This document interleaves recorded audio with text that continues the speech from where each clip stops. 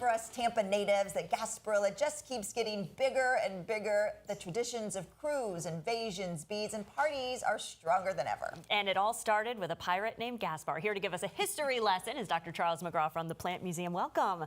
It's good to have you. Yeah, we're all talking about Gasparilla. We get so excited about it, but it has such this rich history. So can you just kind of give us an idea of how it all started? So it has much warmer beginnings because the parade actually started out as one day of a week in the beginning of May. It was the May Floral Festival. Okay, that's where it got started. You know, May wouldn't be too bad. No, We're looking at a Saturday or like it could be that. really hot, so careful what you wish for. And then it kind of got combined with the Florida State Fair. In 1904, Yes. which is exactly when Ye Missed a Crew of Gasparilla also becomes part of the story. Oh, interesting. So how did the two even go together? You're thinking fair, you're thinking Gasparilla, like how? Well, they were both efforts to promote Tampa to tourists and also to help kind of boost our local economy in other ways, businesses. And it was about giving Tampa an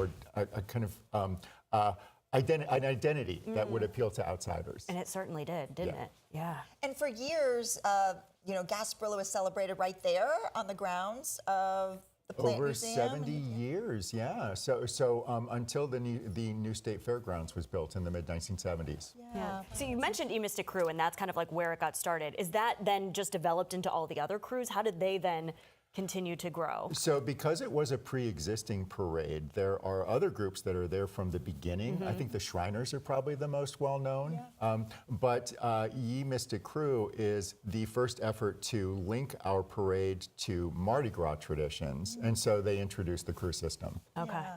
Well, there's so much history, and if you want more, you can visit the Plant Museum because you have an amazing exhibit. Talk a little bit about the exhibit that you have there. So the exhibit that we have, Gaspar's Gold, which is a really wonderful look at how both the Gasparilla Carnival and the State Fair have shaped our community over this 70-year period of time, really allows you to see a lot of different ways that people participated in these traditions, both older groups and newer groups. And this is something that we can go anytime. This isn't just Gasparilla. It is open through August 30th, so you have plenty of time to come check it out. And the State Fair is also a really good time to come check it out. Can you walk us through some of the things that we're seeing?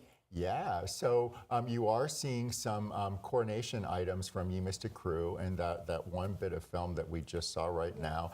What is that? Is a life-size refrigerated butter cow that was designed to promote a dairy company in Tampa. And older residents remember that as one of their favorite things about the State Fair. Wow. Yeah, here you're actually seeing a creation by John Gastoff, who was the most famous float designer in the country.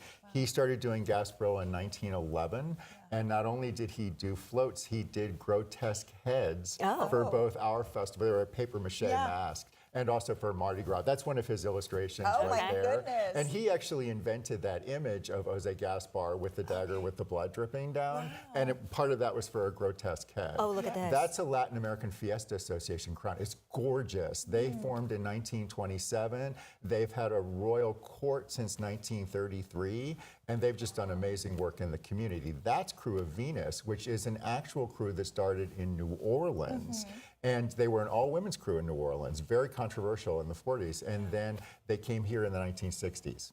Wow, and all of this is on display. That's right. Wow, that's amazing. Yeah. And have you had these items, or did you have to source them? We have 20 lenders who are contributing to this show, and none of this stuff has ever been seen together before. Oh, that's amazing Yeah, to it's have that incredible. here. Yeah. What's it like for you to see what Gasparilla has grown into? Because you talked about when it started, it was there to boost the economy. And we're talking about now that there's thousands of people that come in for this parade. Well, you know, there has been efforts all across the country by cities to create something like Mardi Gras.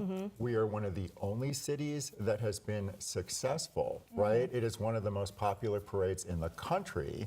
And then, of course, you have all the great things and not so great things that kind of come along with that. But it really has come to define our community. It really has. It becomes just a tradition that everyone looks forward to and we're known for, and it's special to have that little bit of history here. Exactly. Yeah. So if people want to come by and see these before, whether they do it today, Right. maybe they Maybe- or maybe you not have plenty of tomorrow. time. They can't come tomorrow. They We're can't- boarded up. Okay, not tomorrow, just like hurricanes. They're closed for tomorrow, but any other day, right? Yeah. Tuesday through Sundays, yes. Perfect. And what is the website there? Plantmuseum.com. Go check it out for sure. Thank you for being here. This was such a good little Of course. lesson that we I got enjoyed it. today. Learned a lot. Thank you.